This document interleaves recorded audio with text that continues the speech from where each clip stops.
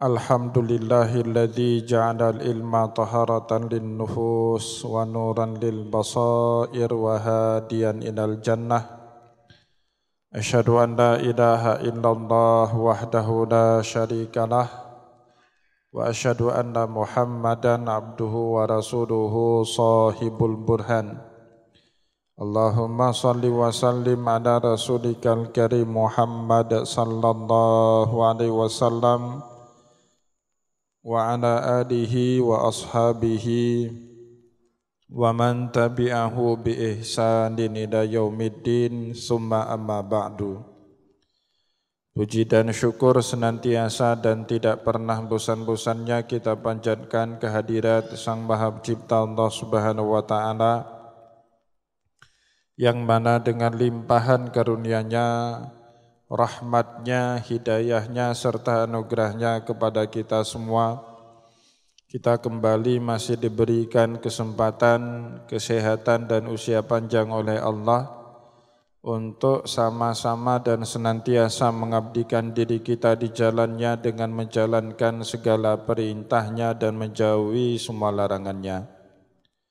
Salawat diringi salam juga tidak pernah lupa pula kita henturkan kepada junjungan alam Nabi besar Muhammad sallallahu alaihi wasallam, di mana dengan perjuangan beliau dan para sahabat beliau kita dapat mengenal betapa rahmatan lil alamin ajaran agama Islam sebagaimana yang menjadi keyakinan dan pengetahuan kita bersama.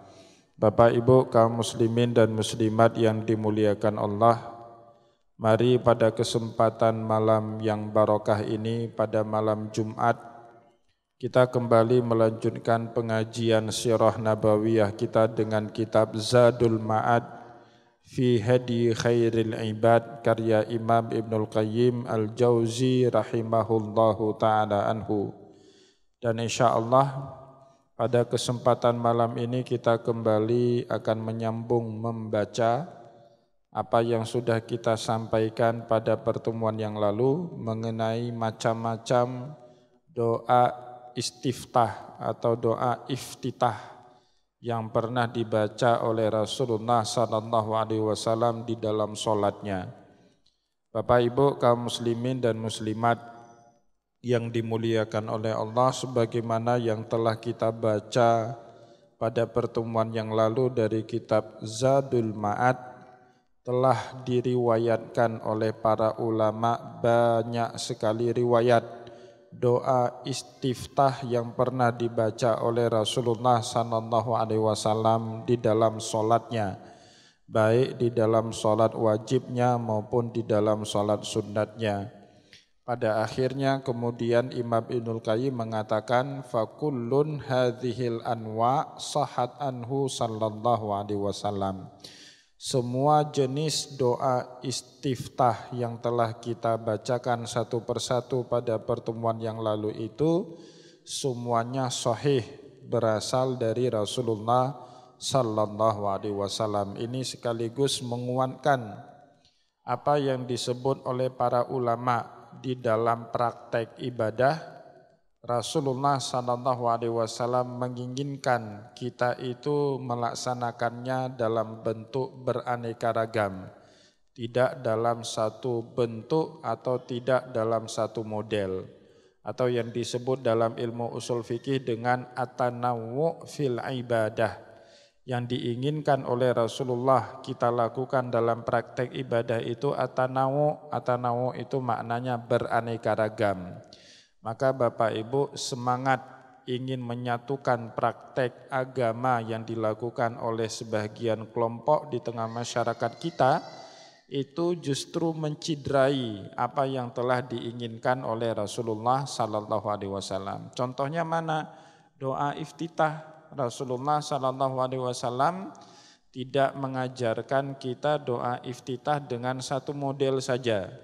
Bahkan dalam riwayat kitab Zadul Ma'ad sampai ada 16 model bacaan doa iftitah. Mazhab kita Syafi'i memilih bacaan Allahu Akbar kabira walhamdulillahi katsira wa subhanallahi bukratan wa asila inni wajjahtu wajhiya lilladzi fataras samawati wal arda hanifan wa ma ana minal musyrikin dan seterusnya. Mazhab ulama yang lain, mazhab Hanafi, mazhab Maliki memilih bacaan doa iftitah Allahumma ba'id baini wa bainal khotoya kama ba'atta bainal masyriqi wal maghrib. Allahumma naqqini minal khotoya kama yunakkas saubul abiyatu minad danas. Atau juga mazhab Hambali memilih membaca doa iftitah subhanakallahu wa bihamdika wa tabarakasmuka wa ta'ala jadduka wa la ilaha ghairuka. Nah, semua itu Bapak Ibu kata Imam Ibnul Qayyim sahhat anhu sallallahu alaihi wasallam, sahih, valid, original, berasal dari Rasulullah sallallahu alaihi wasallam. Nah, kemudian Imam Ibnul Qayyim meriwayatkan kepada kita juga warawa anhu annahu kana yastaftihu bi subhanakallahumma wa bihamdika wa tabarakasmu rabbika wa tabarakasmuka wa ta'ala jadduka wa la ilaha ghairuka. Maha suci Allah, segala puji bagi Allah, segala keberkahan letaknya pada nama Allah, wa ta'ala jadduka, maha tinggi Allah, wa la ilaha ghairuka, tiada Tuhan melainkan hanya Allah subhanahu wa ta'ala semata. Zakara dzalika ahlus sunan min hadisin Ali bin Ali ar-Rafa'i. Jadi para ulama ahlus sunnah diceritakan oleh Imam Abdul Qayyim juga meriwayatkan doa iftitah yang tadi kita baca tadi ya, bahkan nanti dipilih doa iftitah itu dipakai di dalam mazhab Hambali. Wa misluhu min hadisi Aisyah radhiyallahu anha, begitu juga riwayat doa iftitah tadi subhanakallahumma wa bihamdika wa tabarakasmuka wa ta'ala jadduka wa la ilaha ghairuka. Selain diriwayatkan oleh Ali bin Ali Ar-Rifai, juga diriwayatkan oleh Sayyidah Aisyah radhiyallahu anha. Wal ahaditsul lati qablahu asbatat minhu, dan hadis-hadis yang telah kita uraikan satu persatu pada pertemuan yang lalu asbatat minhu, menetapkan juga riwayat bacaan doa iftitah seperti yang kita sebut tadi.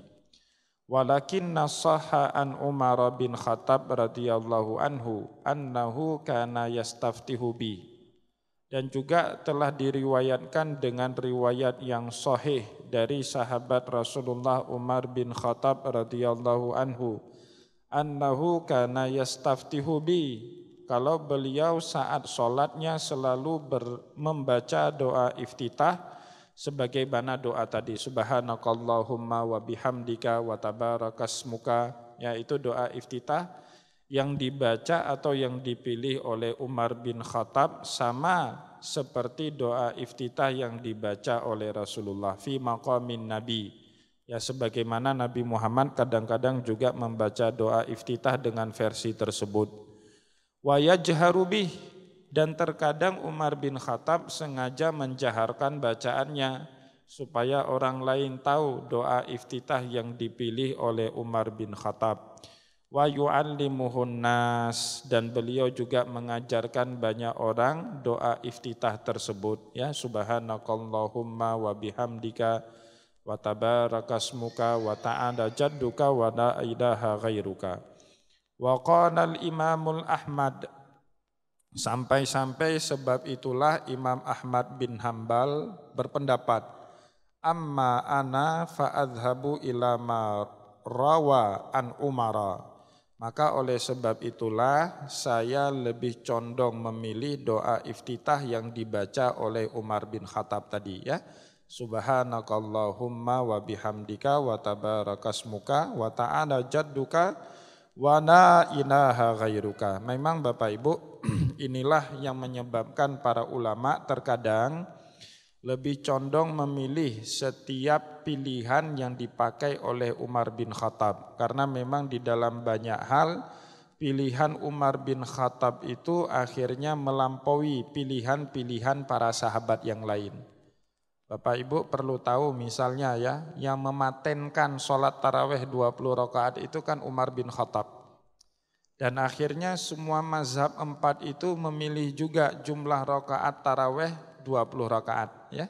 Kecuali mazhab Maliki. Dalam mazhab Maliki taraweh itu dikerjakan 36 rakaat. Sedangkan mazhab-mazhab fikih yang lain memilih mengerjakan sholat taraweh 20 rakaat.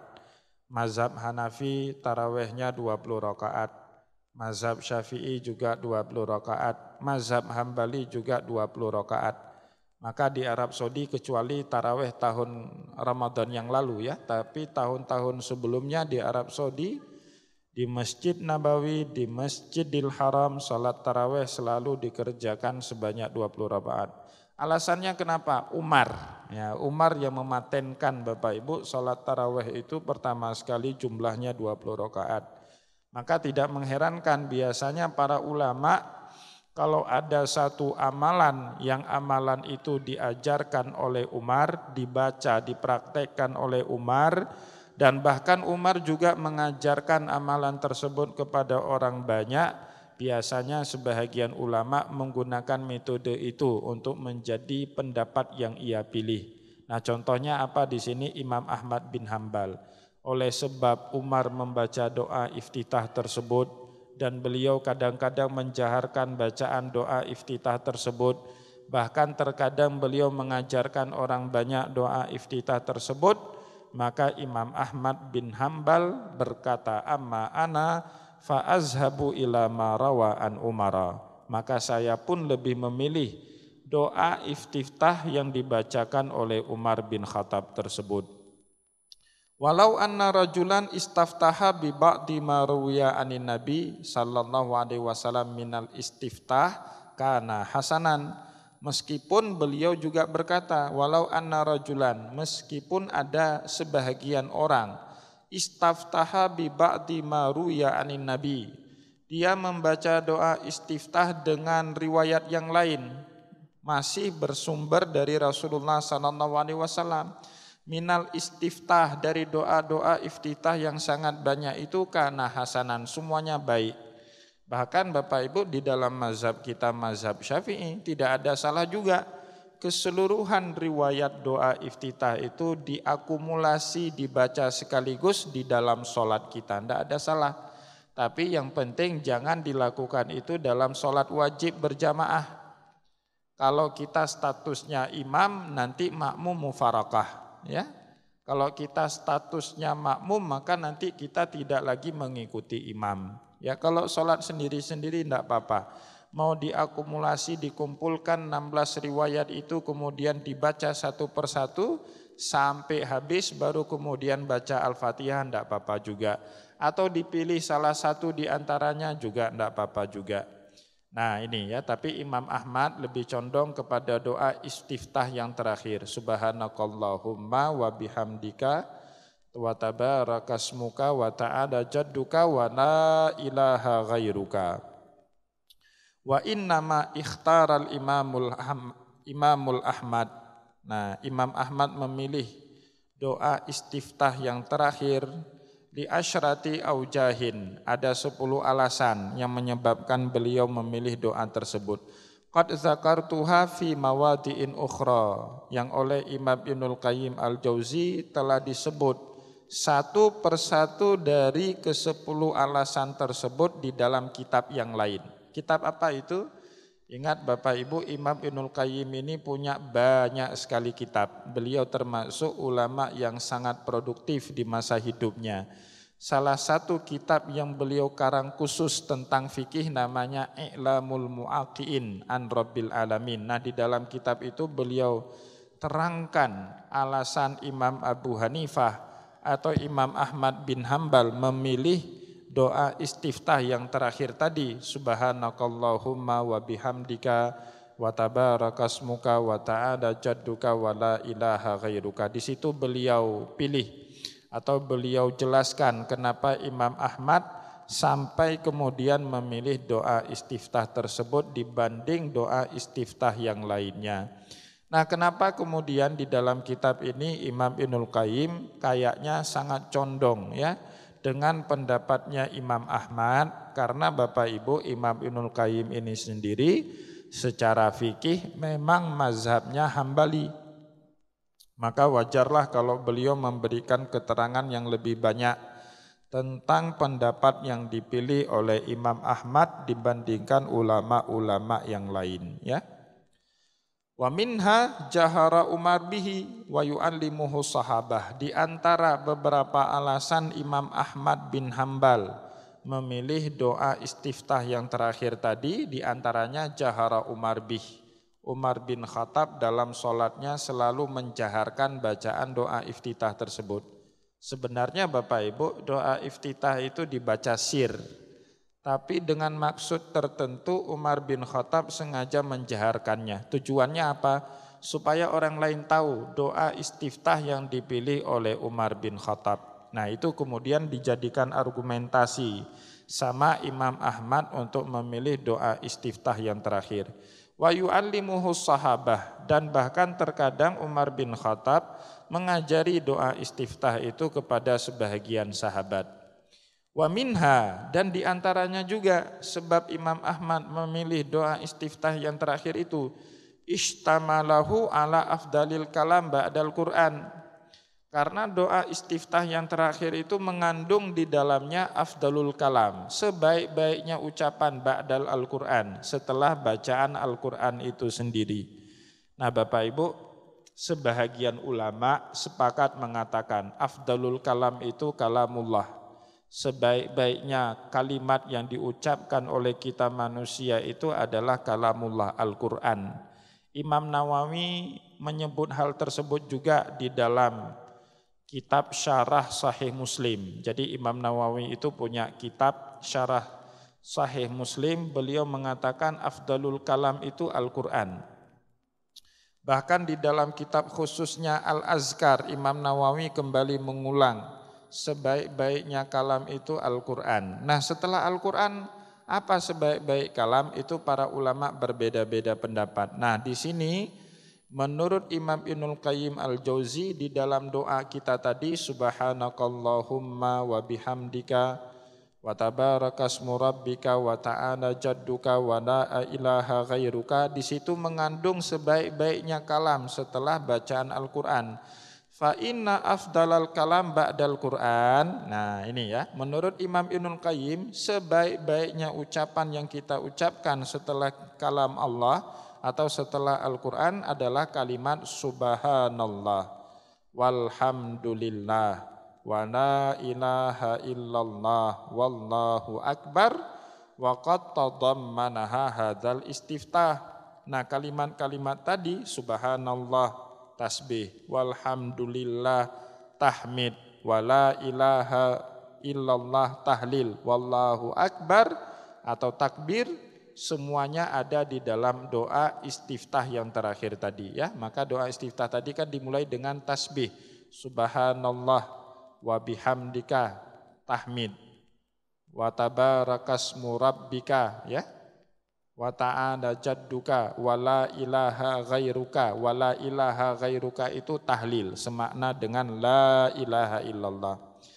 Maka oleh sebab itulah dipilih oleh Imam Ahmad doa istiftah itu di dalam sholat ya, sebelum membaca doa Al-Fatihah atau sebelum membaca Al-Fatihah, rukun di dalam sholat. Wa minha, dan juga sebab kenapa kemudian Imam Ahmad memilih doa tadi, annahu istiftahun akhlasun lisana'i 'alallah ya. Karena di dalam doa istiftah itu murni hanya memuji Allah Subhanahu wa taala semata. Tidak ada doa di situ Bapak Ibu. Semuanya pujian kepada Allah.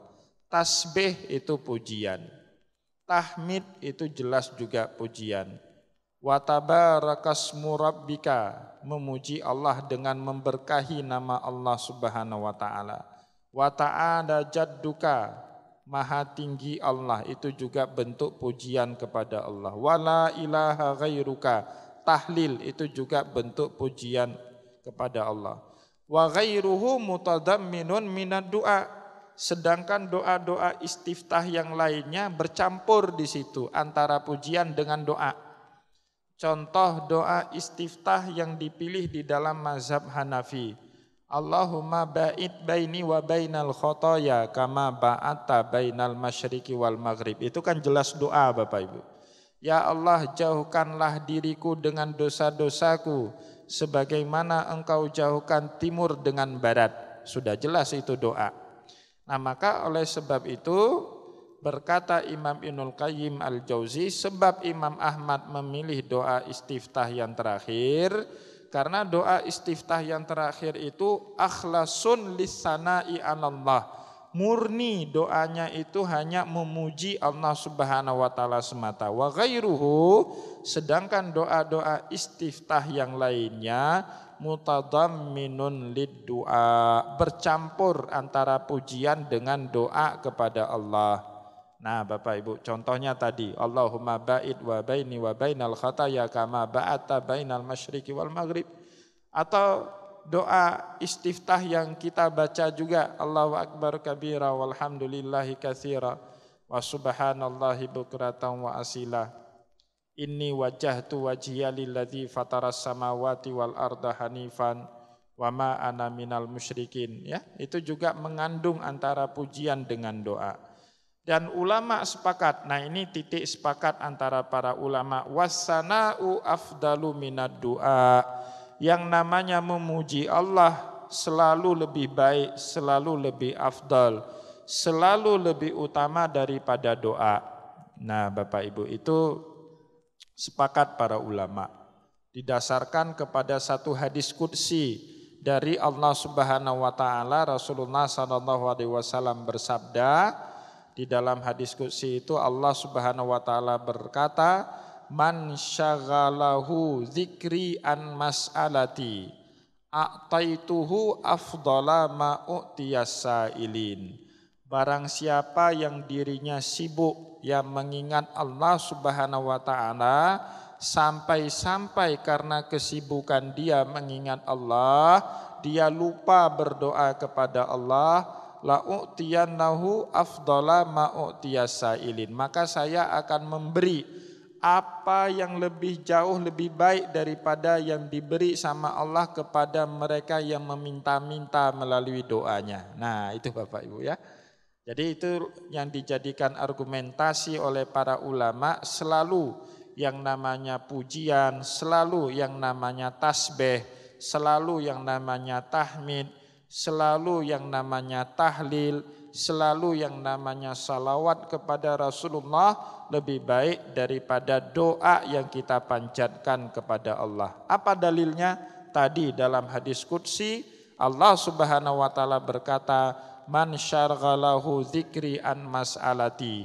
Barang siapa yang dirinya sibuk mengingatku sehingga dia lupa untuk meminta kepadaku, a'taituhu afdala ma u'tiyas sailin, maka akan aku beri dia jauh lebih baik daripada yang Allah beri kepada orang yang selalu meminta-minta kepada Allah melalui doa. Nah, oleh sebab itu Bapak Ibu coba perhatikan adabnya berdoa. Salah satu adabnya berdoa itu dimulai dengan puji-pujian Bapak Ibu ya. Jadi tidak ada yang namanya doa langsung minta sama Allah, tidak ada itu. Tidak diajarkan seperti itu sama Rasulullah. Rasulullah mengajari kita baca doa itu pertama puji-puji dululah kepada Allah. Maka semua doa ya yang maksur ya, semua doa yang maksur yang bersumber dari Rasulullah selalu dimulai dengan tahmid, pujian. Alhamdulillahirabbil alamin hamdan yuwafi ni'amahu wa yukafi'u mazidah ya. Itu pertama, ya Rabbana lakal hamdu kama yambaghi li jalali wajhikal karimi wa adimi sultanik. Itu juga masih pujian. Dua doa pertama yang kita panjatkan bil maksur sesuai dengan yang kita peroleh dari Rasulullah itu pujian dua-duanya kepada Allah. Baru yang ketiga biasanya kita sisipkan salawat kepada Rasulullah sallallahu alaihi wasallam. Allahumma shalli ala Sayyidina Muhammad wa ala ali Sayyidina Muhammad. Baru kemudian yang keempat, kelima dan seterusnya baru kita doa Allahumma inna ala dzikrika wa syukrika wa husni ibadatik. Sebagian ulama bahkan menambah lagi puji-pujian yang banyak. Ya.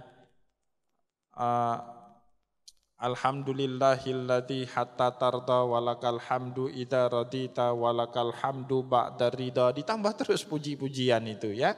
Karena memang prinsipnya Bapak Ibu dalam agama yang namanya pujian, yang namanya tasbih, yang namanya tahlil, bahkan yang namanya baca Al-Qur'an itu jauh lebih baik daripada meminta-minta. Nah, ini yang pernah saya jelaskan Bapak Ibu dalam beberapa pengajian yang lalu.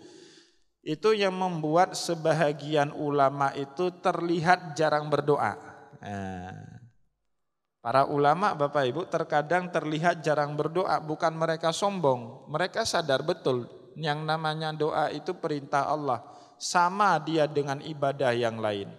Ud'uni astajib lakum, kata Allah. Berdoalah kepadaku, aku akan kabulkan doa dia.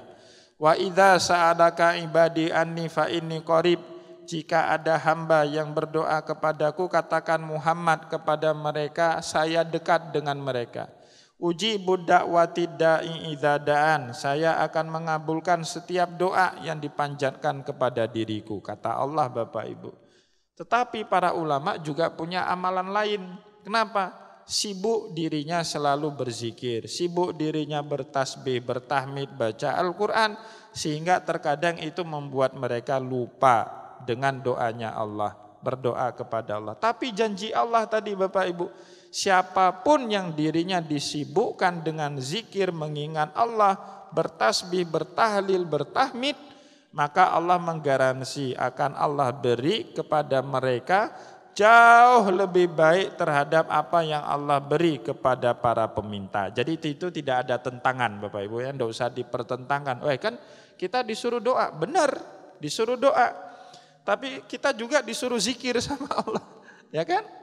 Banyak sekali ayat Al-Quran yang memerintahkan kita untuk selalu ingat sama Allah. Uzkuruni, kata Allah, ingat aku banyak-banyak. Wala takun minal ghafilin, jangan termasuk kalian dari orang yang lalai.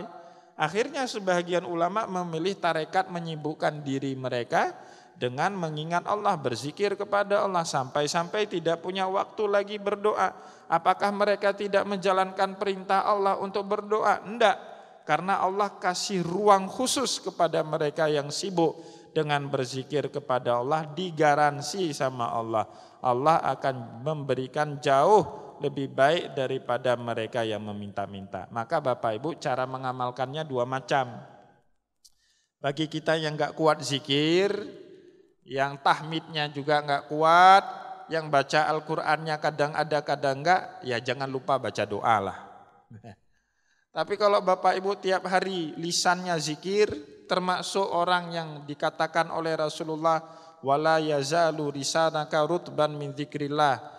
Jangan sampai mulutmu itu kering dari mengingat Allah. Maksudnya apa? Terus basah mulutnya itu karena zikir kepada Allah, maka pakai jalur yang pertama tadi. Ya. Kurang doa tidak masalah bagi orang ini. Kenapa? Di backup oleh zikir yang banyak sekali, dan itulah yang membuat Allah menjamin semua hajatnya itu dikabulkan sama Allah Subhanahu wa taala. Jadi tidak ada pertentangan antara satu dengan yang kedua. Oleh sebab itu Bapak Ibu, selanjutnya Imam Ibnul Qayyim menjelaskan kepada kita juga, walihada kanat suratul Ikhlas ta'dilu sulusul Quran. Oleh sebab itulah kenapa di dalam ulumul Quran yang namanya suratul Ikhlas itu Qulhuwallahu ahad Bapak Ibu. Ayatnya cuma 3. Allahus samad ayat keduanya, lam yalid walam yulad, atau 4 ya. 4 ayatnya. Ayat kedua terpendek di dalam Al-Quran setelah At-Takwir atau Al-Kautsar ya. Inna a'tainakal kautsar fashalli li rabbika wanhar inna syani'aka huwal abtar. Itu surat terpendek di dalam Al-Qur'an, ayatnya cuma 3. Setelah surat Al-Kautsar itu langsung surat terpendek dalam Al-Qur'an, surat Al-Ikhlas, ayatnya 4. Qulhuwallahu ahad Allahus samad lam yalid walam yulad walam yakul lahu kufuwan ahad. Meskipun ayatnya 4 Bapak Ibu, tapi kualitas daripada surat Al-Ikhlas itu sekali kita baca 1/3 Al-Quran kita dapat pahala. Coba bayangkan. Ya, ini disebut di sini walihada kanat suratul Ikhlas ta'dilu sulusul Quran. Oleh sebab itulah kenapa Rasulullah SAW menjadikan bacaan surat Al-Ikhlas sekali seimbang, sama kualitasnya dengan membaca sepertiga Al-Quran. Berarti baca 10 juz Al-Quran itu Bapak Ibu sama dengan surat Al-Ikhlas. Maka tidak bisa kita anggap sepele itu bacaan surat Al-Ikhlas. Nah maka dulu Bapak Ibu, ini cerita dikit ya, di masa hidupnya Rasulullah, ya putri-putri Nabi Muhammad itu kan 4 orang semuanya. Dia sudah nikah waktu itu, Ruqayyah, Ummul Kalsum, Zainab sudah nikah. Tinggal 1 orang lagi yang belum nikah, Fatimah Az-Zahra. Dan di antara putra-putrinya Rasulullah Bapak Ibu yang paling mirip dengan Nabi Muhammad itu Fatimah Az-Zahra. Mirip betul itu. Rupanya, wajahnya, gestur tubuhnya, cara dia berjalan, cara dia melambaikan tangan, cara dia tersenyum, cara dia bicara, itu copy pastenya Rasulullah. Maka dalam sebagian riwayat sirah nabawiyah, di antara perempuan yang amsalu li Rasulillah, yang paling mirip dengan Rasulullah itu Fatimah Zahra. Dari kalangan laki-laki yang paling mirip dengan Rasulullah itu Ja'far, abang kandungnya Ali bin Abi Thalib. Itu wajahnya, rupanya, gestur tubuhnya mirip betul dengan Rasulullah. Kalau laki-lakinya siapa? Ja'far, ya, abangnya Ali bin Abi Thalib. Perempuannya siapa? Fatimah Az-Zahra, putrinya Rasulullah sallallahu alaihi wasallam. Nah masalahnya pernah suatu kali Fatimah Az-Zahra itu Bapak Ibu tidak mau dijodohkan. Rasulullah SAW berniat hati menjodohkan Fatimah Az-Zahra dengan Ali bin Abi Thalib. Tidak mau dia. Nah, itu Bapak Ibu bisa bacalah di dalam banyak kitab. Fatimah Az-Zahra nolak dijodohkan dengan Ali. Sebabnya apa? Dijelaskan oleh Fatimah Az-Zahra. Itu di dalam kitab-kitab fikih ada riwayat Fatimah Az-Zahra menceritakan sendiri bagaimana keengganannya dijodohkan kepada Ali bin Abi Thalib. Pertimbangan yang pertama, Ali itu tidak ganteng Bapak Ibu. Ali itu perawakannya hitam, rambutnya as-as, keriting. Nah itu, jadi buat Fatimah Az-Zahra enggak suka sama Ali bin Abi Thalib. Ya wajar lah manusia, apalagi remaja kan, anak gadis, lihat Ali seperti itu ya bosan lihatnya. Gak suka dia dijodohkan sama Ali. Yang kedua Bapak Ibu, Ali bin Abi Thalib itu tangan kanannya cacat. Bengkok, bukan cacat ya, bengkok, a'waj, bengkok. Sebabnya apa? Karena Ali bin Abi Thalib itu punya pedang, beratnya luar biasa. Pedangnya itu namanya Zulfaqar. Pedang punya 2 mata di ujungnya itu. Sekarang pedang itu ada di Museum Tokapi di Turki sana. Tersimpan itu pedangnya Ali bin Abi Thalib. Sepertinya Pak, kalau ukuran tenaga seperti kita, ukuran badan seperti kita, pedang seberat itu 2 tangan baru sanggup kita ayunkan. Dulu Ali bin Abi Thalib waktu perang, 1 tangan diayunkan pedang itu. Maka karena terlalu sering berperang menggunakan pedang itu dalam 1 ayunan tangan, tangan kanan Ali bin Abi Thalib itu bengkok. Jangankan pedang Bapak Ibu, coba lihat olahragawan, atlet, yang olahraganya itu sebelah tangan, tenis misalnya. Itu kan pasti tangannya sebelah kanan itu lebih bermasalah dari kirinya. Kadang-kadang tangan kanannya besar sekali, tangan kirinya kecil, kan lucu jadinya kan. Nah, saya lihat beberapa teman-teman sahabat yang hobi main tenis itu Pak, tangan kanannya besar sekali. Tangan kirinya kecil, kelingking. Tangan kanannya jempol, tangan kirinya kecil ya. Ali bin Abi Thalib punya masalah sama itu. Nah itu yang menyebabkan kemudian Fatimah Az-Zahra menolak dijodohkan sama Ali bin Abi Thalib. Dan ini ternyata membuat Nabi Muhammad SAW risau Bapak Ibu. Ya biasalah, bapak mana ya, orang tua mana yang gak risau. Dia punya anak gadis, kembang desa, banyak orang yang minat, tapi anak gadisnya gak mau dijodohkan, ya kan? Nabi Muhammad juga risau, susah Nabi Muhammad. Ya lihat Fatimah Az-Zahra nolak perjodohan itu. Akhirnya Rasulullah ajak Fatimah Az-Zahra musyawarah. Nah ini Rasulullah. Padahal beliau termasuk wali mujbir Bapak Ibu. Wali mujbir itu apa maknanya? Wali yang di tangannya punya hak untuk memaksa anak yang di bawah perwaliannya untuk menikah dengan laki-laki yang dipilih sama wali mujbir itu. Dalam urutan wali di dalam Islam hanya 2 yang menjadi wali mujbir atau wali yang punya hak memaksa kepada anak di bawah perwaliannya. Yang pertama ayah kandung dari perempuan itu, yang kedua kakek kandung dari perempuan itu. Selain itu tidak boleh paksa. Ya, kalau 2 orang ini boleh paksa, tapi Rasulullah tidak mau menggunakan haknya sebagai wali mujbir. Rasulullah kemudian ajak musyawarah. Nah ini maka kemudian Bapak Ibu, meskipun di dalam fikih boleh seorang bapak memaksa anak gadisnya menikah dengan laki-laki pilihan bapaknya tersebut, tapi tidak dianjurkan itu untuk dilakukan di dalam fikih. Kenapa dalilnya? Rasulullah tidak pakai hak itu saat menikahkan Fatimah Az-Zahra dengan laki-laki pilihannya. Maka kemudian Rasulullah ajak musyawarah Fatimah Az-Zahra. Fatimah, kamu maunya seperti apa? Tanya Rasulullah kepada Fatimah. Fatimah kemudian menjawab, terserah bapak, terserah ayah. Yang penting jangan Ali bin Abi Thalib. Katanya gitu. Gini aja deh. Nah, saya buat sayembara, ya. Saya buat sayembara. Siapapun yang menang sayembara yang saya buat, maka kamu ridho enggak menerima orang tersebut menjadi suamimu? Oh kalau itu caranya boleh. Nah, jadi prosedurnya diubah Pak. Padahal Rasulullah tahu yang akan menang sayembara itu juga. Dibocorkan soalnya Pak sama dia Pak enggak menang. Sama sahabat yang lain enggak dibocorkan soalnya ya. Ali bin Abi Thalib dikasih tahu ya. Tapi prosedurnya diubah ya. Kalau kemarin prosedurnya perjodohan, yang kedua ini prosedurnya sayembara. Maka diumumkanlah Bapak Ibu, diumumkan di media massa ya kan. Kalau Rasulullah ingin mencari jodoh untuk putrinya Fatimah Az-Zahra. Nah semua sahabat Pak daftar.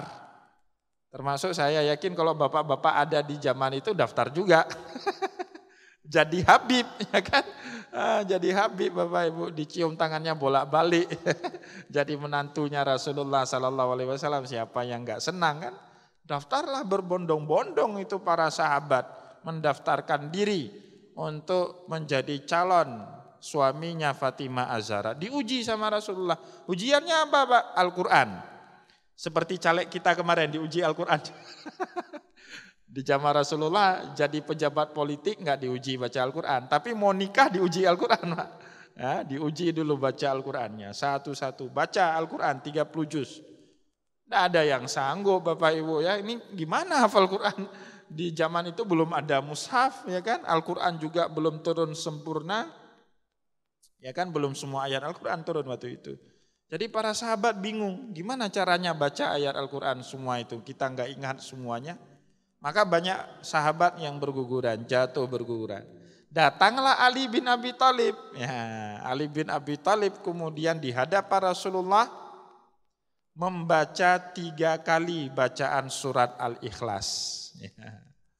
Qul huwallahu ahad, Allahus samad, lam yalid walam yulad walam yakul lahu kufuwan ahad. Diulang sekali lagi. Bismillahirrahmanirrahim. Qul huwallahu ahad, Allahus samad, lam yalid. Diulang sekali lagi sampai 3 kali. Maka kemudian Rasulullah langsung pegang tangan Ali bin Abi Thalib, bahasa kita mat jaromalim. Zawajnakaha bima ma'aka minal Quran. Saya kawinkan Fatimah ini dengan hafalan Al-Quran yang ada pada dirimu. Maknanya apa? 3 kali bacaan surat Al-Ikhlas sama dengan 30 juz bacaan Al-Quran. Ini anak-anak muda ini besok mau ngelamar anak gadis orang, kebetulan bapaknya itu tengku. Kamu hafal Quran enggak? Hafal. Nah coba, Qul-Allahu ahad. 3 kali diulang. Kayak ada teman saya itu, entah cerita benar, entah cerita dongeng, dia cerita sama saya itu ya. Datang, kebetulan anak tengku dia lamar Pak, anak tokoh agama lah. Ya, maka dites, yang lamar pertama ini pinter, terkenal pinter, teman dia juga sama-sama alumni Mesir Pak. Ya, teman dia lebih pintar dari dia. Ya, nilainya dulu mumtaz, hebat lah orang ini, perfect orangnya, alim lagi. Teman saya ini nakal-nakalan lah orangnya kan, kuliah pun nggak jelas. Maka dia datang belakangan Pak, karena ingin tahu bocoran soalnya nanti gimana. Datang teman yang pertama, ditanya, kamu hafal Quran enggak? Hafal. Berapa juz? 20 juz. Dites lah Pak 20 juz itu. Dites satu-satu. Nah, ternyata kan susah juga mempertahankan hafalan Quran 30 juz. Apalagi kalau ditanya surah Al-Baqarah. Nah datang teman saya ini, kamu hafal Quran? Hafal. Tapi yang lancarnya juz amma. Baca juz amma yang kamu lancar itu. Bacalah dia. Alam tara kaifa fa'ala rabbuka bi ashabil fil. Kalau juz amma ayat itu yang dibaca Pak, semua orang lancar. Kalau 20 juz tadi belum tentu lancar. Akhirnya dia yang menikah dengan anak gadis tersebut ya. Nah, ini membuktikan apa Pak? At-tariqatu ahammu minal maddah. Metode itu kadang-kadang lebih ampuh daripada materi penguasaan kita ya. Bapak Ibu hafal 30 juz tapi enggak punya metode cara mempertahankan hafalan. Ya gagal juga dapat anak gadis orang ya. Tapi kita hafal juz amma aja Pak. Ya kayaknya sudah hafal 30 juz ya kan. Nah, tapi tahu cara mempertahankan hafalan kita yang dapat. Ya sahabat yang lain banyak yang hafal Quran tapi enggak dapat Fatimah Zahra. Ali bin Abi Thalib tahu metodenya mengkhatamkan Al-Quran dalam waktu singkat. Baca aja surah Al-Ikhlas 3 kali ya. Akhirnya dia yang mendapatkan Fatimah Az-Zahra. Nah ini Bapak Ibu sehingga saya termasuk kesal. Kalau ada orang yang menganggap remeh surah Al-Ikhlas itu saya kesal itu. Ada kan sebagian orang di Ramadan biasanya selalu bilang apa imam itu sholat taraweh rakaat keduanya selalu kulallahu ahad, selalu kulallah. Saya kesal itu Pak, dengar itu saya kesal. Kenapa? Orang yang ngomong itu enggak tahu 3 kali baca surah Al-Ikhlas sama dengan khataman Al-Quran 30 juz. Ya. Sama Bapak Ibu dengan khataman Al-Quran 30 juz itu ya. Kulallahu ahad diulang 3 kali ya. Maka dulu ada sahabat Rasulullah, saya sering sekali menceritakan ini Bapak Ibu. Di Masjid Quba dia jadi imam, setiap sholat baca surat Al-Ikhlas. Sholat maghrib, rakaat pertama, rakaat kedua, isya juga, subuh juga, besoknya seperti itu, lusanya seperti itu, sebulan, 1 tahun, 2-3 tahun, seperti itu terus. Sehingga masyarakat Quba suatu hari protes sama imam ini, padahal dia hafid Quran, banyak hafal Quran. Lapor sama Rasulullah, ya Rasulullah ini ada sahabat di Masjid Quba, imam selalu baca surat Al-Ikhlas.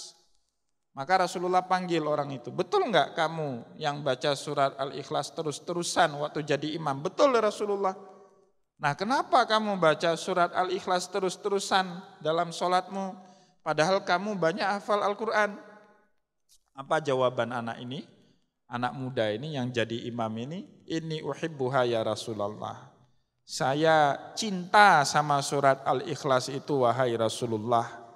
Maka apa jawaban Rasulullah kemudian Bapak Ibu? Hubbuka iyyaha tudkhiluhal jannah.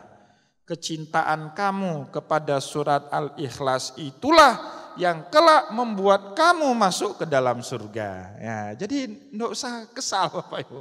Kalau ada imam kullallahu ahad lagi, rakaat berikutnya kullallahu ahad, ya enggak usah kesal. Itulah cara kita mencintai surat Al-Ikhlas, itulah salah satu caranya kita masuk ke dalam surga nanti ya. Bapak Ibu kaum muslimin dan muslimat yang dimuliakan oleh Allah, kita cukupkan terlebih dahulu bacaan kita pada kesempatan malam yang mulia ini. Semoga apa yang kita sampaikan di malam ini bermanfaat kepada kita semua. Saya mohon maaf jika ada yang tidak berkenan. Wallahu muwaffiq ila aqwamit thariq wa nasrun minallah fatun karib. Wassalamualaikum warahmatullahi wabarakatuh.